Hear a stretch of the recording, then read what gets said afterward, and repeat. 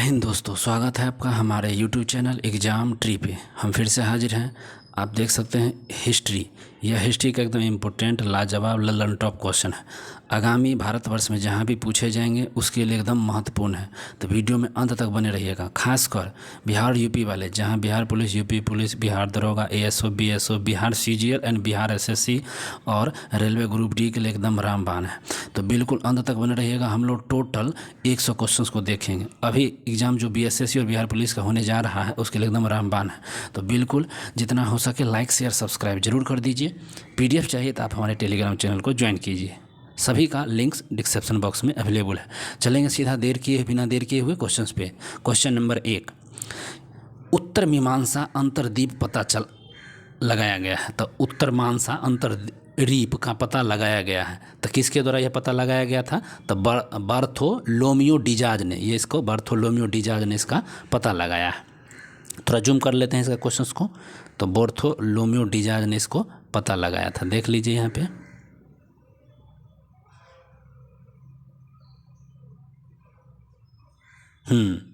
अब लिखिए धर्म युद्ध हुआ था। धर्म युद्ध ईसाई और तुर्कों के बीच क्या हुआ था? धर्म युद्ध हुआ था। ईसाई और तुर्कों के बीच क्या हुआ था? धर्म युद्ध। तीसरा क्वेश्चन है बोस्टन की चाय पार्टी कब हुई थी? तो 1773 में बोस्टन की चाय पार्टी हुई थी। बोस्टन की चाय पार्टी 1773 में हुआ था। अगला प्रश्न है चौथा, अमेरिकी स्वतंत्रता संग्राम में अंग्रेजी सेना का सेनापति कौन था? तो अमेरिकी स्वतंत्रता संग्राम में अंग्रेजी सेना का सेनापति कौन है? तो लॉर्ड कॉर्नवालिस है। अगला क्वेश्चन 5 नंबर है, विश्व का पहला लिखित संविधान किस देश में लागू हुआ था? तो अमेरिका में विश्व का पहला लिखित संविधान लागू हुआ था।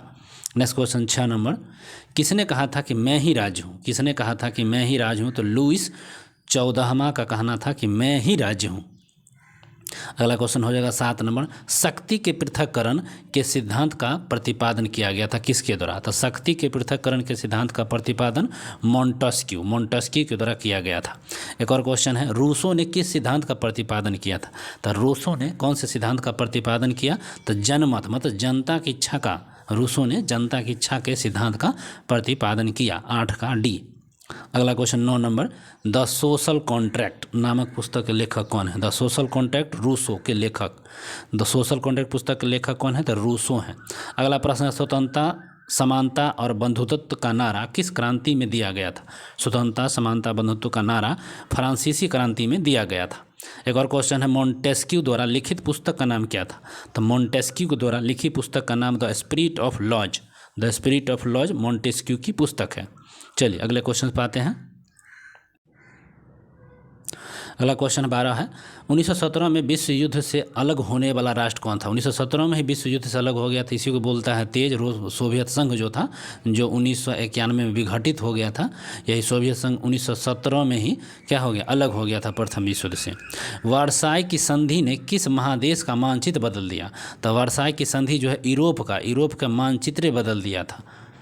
अगला प्रश्न हो जाएगा 14, तुष्टीकरण की नीति की प्रतिमूर्ति कौन ब्रिटिश प्रधानमंत्री था? जो तुष्टीकरण की जो नीति थी उसका पूछ रहा है, उसके प्रतिमूर्ति के कौन एक ब्रिटिश PM थे? तो चेबरलेन, ठीक है, चेबरलेन ही थे तुष्टीकरण नीति के खासकर समर्थक, या उसको कह सकते प्रतिमूर्तिदार थे। अगला क्वेश्चन 15 है, नाजीवाद किसका समर्थक था? नाजीवाद राज्य की सर्वोच्चता के सिद्धांत का समर्थक था। नाजीवाद का समर्थक था राज्य की सर्वोच्चता के सिद्धांत का। अगला प्रश्न 16, हिटलर का जन्म कब हुआ था? तो हिटलर का जो जन्म हुआ था ऑस्ट्रिया में हुआ था। ऑस्ट्रिया में हिटलर का जन्म हुआ था। हिटलर का जन्म हुआ था कहाँ? तो ऑस्ट्रिया में हुआ था। अगला क्वेश्चन है, मेन कैम्फ के लेखक कौन है? Mein Kampf Hitler. Mein Kampf पुस्तक जो है हिटलर के लेखक, हिटलर के मेन कैम्फ हो जाएगा। तो मीन कैम्फ जो है हिटलर की लिखी द्वारा पुस्तक है। अगला क्वेश्चन 18 नंबर, गेस्टापो क्या था? गेस्टापो की बात हो जाएगा तो गुप्तचर पुलिस दल था। गेस्टापो क्या था? तो गुप्तचर पुलिस दल था गेस्टापो। अगला क्वेश्चन है, हिटलर किस देश पर आक्रमण के परिणाम स्वरूप द्वितीय विश्व, हिटलर ने एक देश पर आक्रमण कर दिया था। हिटलर ने तो पोलैंड पर आक्रमण कर दिया था, इसी के लिए विश्व युद्ध दूसरा सेकेंड वर्ल्ड वार चालू हो गया था। अगला क्वेश्चन हो जाएगा 20, नाजी पार्टी का प्रतीक चिन्ह क्या था? नाजी पार्टी का जो प्रतीक चिन्ह क्या था? स्वास्तिक था। नाजी पार्टी का प्रतीक चिन्ह क्या है? तो स्वास्तिक हो जाएगा, स्वास्तिक। भूमिज विद्रोह किस वर्ष हुआ था? जो भूमिज विद्रोह था 1832 में हुआ था। भूमिज विद्रोह 1832। अगला क्वेश्चन हो जाएगा, तिलका माझी को किस वर्ष फांसी दिया गया था। तो 1784 को तिलका मांझी को फांसी दी गई थी। तिलका मांझी को 1784 में फांसी दे दी गई थी। अगला क्वेश्चन पे आते हैं। छोटा नागपुर तस्तकारी कानून किस वर्ष पारित हुआ था? तो 1908 में छोटा नागपुर तस्करी कानून पारित 1908 में हुआ था। अगला प्रश्न 24, सिंधु किस आंदोलन से संबंधित है? तो सिंधु, ठीक है, सिद्धू जो आंदोलन, ये सिद्धू और भंदू जो था संथाल विद्रोह से संबंधित थे। तो सिद्धू और कानू जो था संथाल विद्रोह से संबंध रखते थे। चलिए 25 नंबर, भारतीय संविधान के किस धारा के अंतर्गत आदिवासियों को कमजोर वर्ग स्थान दिया गया था? तो 342, ठीक है, भारतीय संविधान के किस धारा के तहत आदिवासियों को कमजोर वर्ग का स्थान दिया गया था? 342 के तहत। अगला क्वेश्चन 26, राष्ट्रसंघ की स्थापना किस उद्देश्य से की गई थी? तो राष्ट्रसंघ का जो स्थापना था, भविष्य में विश्व युद्ध को रोकने के लिए राष्ट्रसंघ की स्थापना की गई थी। अगला क्वेश्चन हो जाएगा 27, संयुक्त राष्ट्र किस सम्मेलन का परिणाम था? संयुक्त राष्ट्र जो किस सम्मेलन का परिणाम था? तो सैन फ्रांसिस्को सम्मेलन का यह एक परिणाम था। सैन फ्रांसिस्को सम्मेलन संयुक्त राष्ट्र ही था। अगला क्वेश्चन, संयुक्त राष्ट्र का मुख्यालय कहाँ है? तो संयुक्त राष्ट्र का मुख्यालय न्यूयॉर्क में है। संयुक्त राष्ट्र का मुख्यालय कहाँ है? तो न्यूयॉर्क में हो जाएगा। जोते हुए खेत का प्रमाण किस हड़प्पाई स्थल से मिला है? तो ये कालीबंगन से। तो जोते हुए खेत का जो परिमाण प्राप्त हुआ है कालीबंगन से प्राप्त हुआ है। अगला क्वेश्चन, खूब गेहूं उपजाओ और गेहूं ही हमें जंग जिताएगा। खूब गेहूं उपजाओ और गेहूं ही हमें जंग जिताएगा, यह किसने कहा था? यह वुडरो विल्सन ने कहा था। वुडरो विल्सन कहा था गेहूं उपजाओ और गेहूं ही हमें जंग जिताएगा। तो वुडरो विल्सन का था कहना। अगला क्वेश्चन 31 नंबर, 15वीं और 16वीं शताब्दी में नए देश और व्यापारी मार्गों की खोज की होड़ किस महादेश में हुई थी? तो यूरोप में हो गया था। ये 15वीं-16वीं शताब्दी में सबसे नया देश की खोज का होड़ लग गया था, तो यूरोप में। चलिए अगला 32, नई दुनिया का पता कैसे लगाया गया था? तो नाविक अभियानों के दौरान नई दुनिया का पता लगाया गया था। अगला प्रश्न है 33, पवित्र रोमन साम्राज्य किसको कहा जाता है? पवित्र रोमन साम्राज्य किसको कहा जाता है? तो कैरोलिंगियन साम्राज्य को। तो कैरोलिंगियन साम्राज्य को ही पवित्र रोमन साम्राज्य कहा गया है। अगला क्वेश्चन 34 है, समांती व्यवस्था में भूमि का वास्तविक मालिक कौन होता है? तो समांती व्यवस्था में भूमि का वास्तविक जो मालिक होता है यह होता है राजा होता है। अगला क्वेश्चन 35, रोमन कैथोलिक चर्च केंद्र कहाँ है? तो रोमन कैथोलिक चर्च रोम में है। रोमन कैथोलिक चर्च केंद्र कहाँ है? तो रोम में स्थित है। अगला प्रश्न है 36, अंध महासागर किसे कहते हैं? तो अटलांटिक महासागर को अंध महासागर कहते हैं। अटलांटिक महासागर को अंध महासागर कहा जाता है। अगला क्वेश्चन हो जाएगा 37, आधुनिक युग को लाने में किस घटना का योगदानक है? तो पुनर्जागरण का। आधुनिक युग को लाने का जो किस घटना में योगदान रहा है? तो पुनर्जागरण जो काल था उसी को लाने का श्रेय जाता है। 38, कस्तूनिया किस साम्राज्य की राजधानी थी? कस्तूनिया जो बीजटाइन, ठीक है, बीजटाउन या बीजटाइन के साम्राज्य की राजधानी कस्तूनिया थी। ठीक है। नेक्स्ट 39, पुनर्जागरण का केंद्र कहाँ स्थित था? पुनर्जागरण का केंद्र इटली को कहा गया था। पुनर्जागरण के जन्मदाता भी वह इटली वहीं पर केंद्र ही था। नेक्स्ट क्वेश्चन 40, धर्म युद्ध का मुख्य कारण क्या था? धर्म युद्ध का जो मुख्य कारण था धर्म युद्ध का वह तुर्कों से जेरूसलम को मुक्त कराना। तुर्कों से जेरूसलम को मुक्त कराना धर्म युद्ध का मुख्य कारण बना। अगला प्रश्न 41, यूरोप में तर्कवाद का विकास किस घटना का परिणाम था? तो यूरोप में तर्कवाद का विकास किस घटना का? तो पुनर्जागरण का प्रसार था। पुनर्जागरण का ही प्रसार था। अगला क्वेश्चन, निम्नलिखित में से किस कारण से भौगोलिक खोजों को प्रथम नहीं दिया गया था? निम्नलिखित में से किस कारण से भौगोलिक खोज को प्रथम नहीं दिया गया? तो राजशक्ति की दुर्बलता के कारण से उसको प्रथम श्रेणी में नहीं दिया गया। अगला क्वेश्चन, दूरबीन का आविष्कार कौन किया था? जो दूरबीन है उसका आविष्कार आपको गैलीलियो द्वारा किया गया था। दूरबीन का आविष्कार गैलीलियो।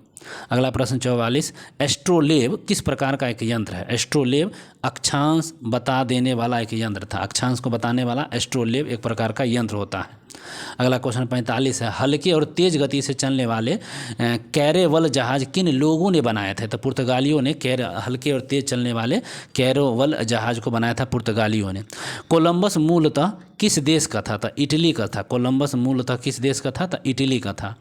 और कोलंबस ने 1492 में किस स्थान की खोज किया? तो कोलंबस ने 1492 में अमेरिका का और वेस्ट इंडीज दोनों का खोज किया था। ठीक है, तो कोलंबस अमेरिका के खोज किया। अगला क्वेश्चन हो जाएगा, हेनरी द नेविगेटर किस देश का राजा था? हेनरी द नेविगेटर जो पुर्तगाल देश का राजा था। हेनरी द नेविगेटर पुर्तगाल देश का राजा था।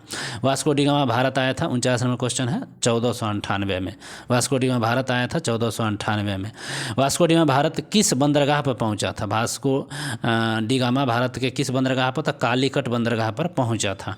ब्राज़ील की खोज किसने किया था? तो ब्राज़ील की खोज अगर पूछा जाएगा तो केबरल ने किया था। ब्राज़ील के खोज किसने किया? तो केबरल ने किया। केबरल ने ब्राज़ील के खोज किया था।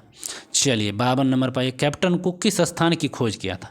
कैप्टन कुक जो है ऑस्ट्रेलिया के खोज किया था 1442 में शायद कैप्टन कुक ऑस्ट्रेलिया की खोज किया था। अगला क्वेश्चन है, सर जॉन और सेबेस्टियन कैबोट किस स्थान का पता लगाया था? सर जॉन और सेबेस्टियन जो कैबोट है वह न्यू फाउंडलैंड के खोज किया था, न्यू फाउंडलैंड। अगला क्वेश्चन 53 है, जमोरिन कहाँ का राजा था? तो कालीकट का। जमोरिन कालीकट का, केरल कालीकट का राजा था। अगला 55, दास व्यापार का प्रमुख केंद्र कौन था? तो लिस्बन। दास व्यापार का प्रमुख केंद्र क्या था? तो लिस्बन था। अगला क्वेश्चन 56, बैंकिंग घराना मेडेसी कहाँ स्थित है? बैंकिंग घराना मेडेसी स्थित है कहाँ? तो फ्लोरेंस में। तो बैंकिंग घराना मेडेसी कहाँ स्थित है? तो फ्लोरेंस में। 57 नंबर, यूरोप में चांदी का आयात मुख्य रूप से कहाँ से होता था? तो यूरोप में चांदी मैक्सिको से आता था। यूरोप में चांदी का आयात मैक्सिको से होता था। 58वां क्वेश्चन, भौगोलिक खोजों का तत्कालिक प्रभाव किस पर नहीं पड़ा था? जो भौगोलिक खोजों का तत्कालिक प्रभाव किस पर नहीं पड़ा था? औद्योगिक क्रांति पे नहीं पड़ पाया। 59, भौगोलिक खोजों के परिणाम स्वरूप किस सामाजिक वर्ग को महत्व बढ़ गया था? तो व्यापारिक वर्ग का जो महत्व था ना, बढ़ गया था भौगोलिक खोज में। अगला क्वेश्चन है 59, फिर 59 दे दिया है, अमेरिका की खोज करने वाला नाविक किस मूल का है? तो ये इतावली नाविक था। इतावली नाविक था अमेरिका का, कोलंबस। 60 नंबर देख लीजिए, जॉर्ज तृतीय किस नीति से उपनिवेशवादियों को आक्रोश बढ़ाया? तो जॉर्ज नीति के किस नीति ने उपनिवेशवादी जो था उसमें आक्रोश बढ़ा था? तो व्यक्तिगत शासन नीति जो था ना, उसी के कारण से उपनिवेशों में आक्रोश बढ़ गया। अगला क्वेश्चन हो जाएगा, सप्तवर्षीय युद्ध हुआ था, उसमें पराजय इंग्लैंड की हुई थी, मतलब फ्रांस जीत गया था। सप्तवर्षीय युद्ध 56 से जो 62, उसमें इंग्लैंड हारा और फ्रांस जीत गया। 62 नंबर क्वेश्चन, अमेरिकी स्वतंत्रता संग्राम का तत्कालिक कारण क्या था? तो बोस्टन चाय पार्टी अमेरिकी स्वतंत्रता संग्राम का तत्कालिक कारण था। अमेरिका के पहले राष्ट्रपति कौन बने हैं? तो अमेरिका के पहले राष्ट्रपति जॉर्ज वाशिंगटन बने हैं, जॉर्ज वाशिंगटन। एक और क्वेश्चन है, इंग्लैंड में कैबिनेट प्रणाली के विकास में किसका योगदान है? तो छोटा पीठ का। इंग्लैंड में कैबिनेट प्रणाली विकास में किसका योगदान था? तो छोटा पीठ। अगला है 65, अमेरिकी स्वतंत्रता संग्राम की सबसे महत्वपूर्ण उपलब्धि क्या थी? तो अमेरिकी स्वतंत्रता संग्राम की सबसे महत्वपूर्ण उपलब्धि गणतात्मक व्यवस्था का प्रयोग यही कारण था। अगला क्वेश्चन 66, फ्रांसीसी समाज कितने वर्गों में विभक्त था? फ्रांसीसी साम्राज्य जो था यह 3 भागों में विभक्त था फ्रांसीसी साम्राज्य। अगला क्वेश्चन 67, लुईस 16वां किस वर्ष गद्दी पर बैठा? 1774 को लुईस 16वां गद्दी पर बैठा, 1774 लुईस 16वां। अगला क्वेश्चन 68 है, किसने कहा था कि मेरी इच्छा ही कानून है? कथन किसका था? तो लुईस 16वां का था, ठीक है। और मैं ही राज हूँ, लुईस 14वां। चलिए 69, राजा के निरंकुशता पर नियंत्रण लगाने के लिए कौन सी संस्था थी? तो ये पार्लमा था। राजा के निरंकुशता पर नियंत्रण लगाने के लिए एक संस्था थी, उसका नाम था पार्लमा।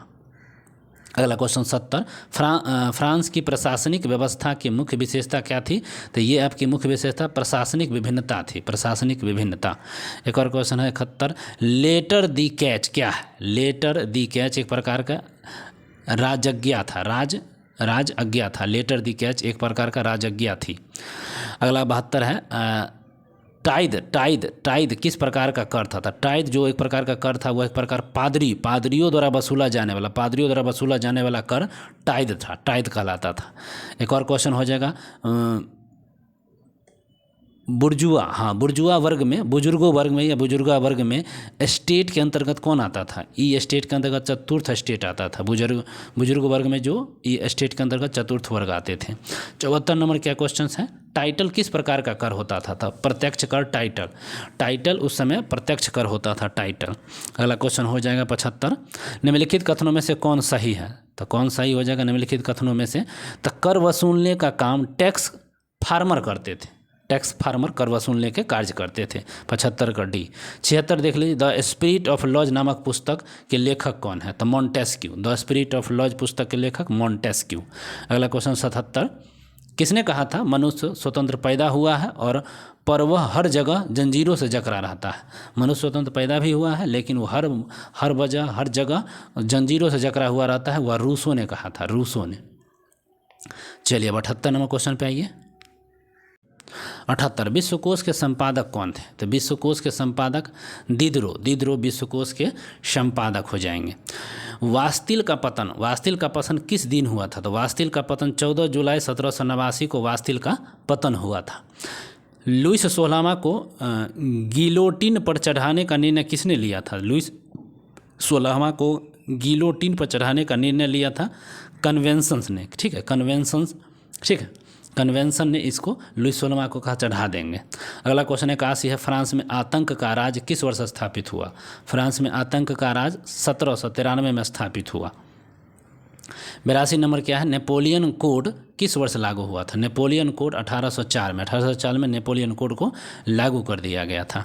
अगला 83 है, भारत के किस शासक ने फ्रांस की क्रांति से प्रेरणा लेकर अंग्रेजी सत्ता के विरुद्ध अभियान शुरू किया? तो टीपू सुल्तान ने ही फ्रांस की क्रांति का प्रेरणा लिया, अंग्रेज के विरुद्ध एकदम बाबला हो गए।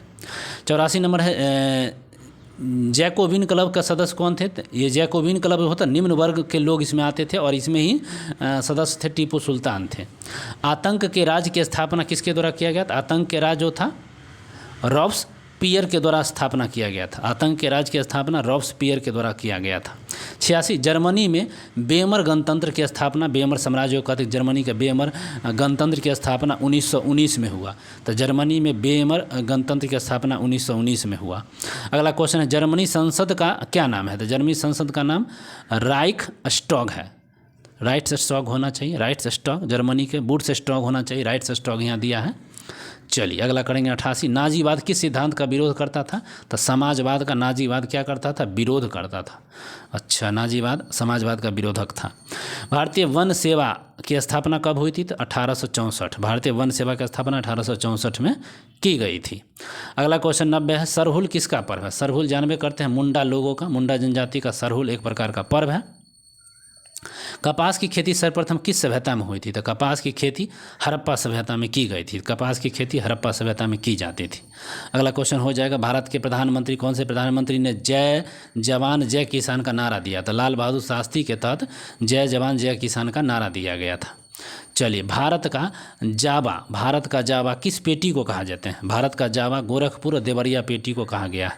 तो भारत का जावा गोरखपुर और देवरिया पेटी को कहा जाता है। अगला क्वेश्चन 94, अमेरिका के किस क्षेत्र को विश्व की रोटी की टोकरी कहते हैं? विश्व की रोटी की टोकरी कहा गया है पेरी का जो गेहूं क्षेत्र है उसी को विश्व की रोटी की टोकरी कहा गया है। 95, इटली का एकीकरण कब हुआ था? 1871 में, सबको मालूम है इटली का एकीकरण 1871 में। अगला प्रश्न 96, यूरोपियन सभ्यता का पालना किसे कहते हैं? तो यूनान को। यूरोपियन सभ्यता का पालना किसे कहा गया था? यूनान को। निम्न में से कौन मित्र राष्ट्रों के गुट में शामिल नहीं था? अब मित्र राष्ट्रों में फ्रांस था, रूस था, ब्रिटेन था, लेकिन जर्मनी नहीं था। तो मित्र राष्ट्रों के गुट में जर्मनी नहीं शामिल था। 98 क्वेश्चन नंबर, इटली का एकीकरण का प्रमुख नायक कौन था? इटली के एकीकरण में काबूल, मेजनी और गैरीवाल्डी, ये सभी थे। इनमें से सभी इटली के एकीकरण में प्रमुख था, मेजनी, काबूल और गैरीवाल्डी। 99 नंबर देख लीजिए, लुईस 16वां को फांसी कब दी गई थी? तो लुईस 16वां को 74 में बना और 1793 में फांसी दे दी गई लुईस 16वां को। और इस वीडियो का अंतिम और लास्ट क्वेश्चन है। वीडियो अच्छा लगा तो बिल्कुल सब्सक्राइब एंड लाइक शेयर जरूर कर दें। अमेरिका में न्यू डील किसने लागू किया था? तो अमेरिका में ही न्यू डील को लागू किया था। तो फ्रेडरिक डी रूजवेल्ट ने न्यू डील लागू किया था अमेरिका में। तो चलिए, वीडियो अगर अच्छा लगा तो बिल्कुल कोई क्वेश्चन हो तो आप कर सकते हैं। मिलते हैं अगले वीडियो में। धन्यवाद।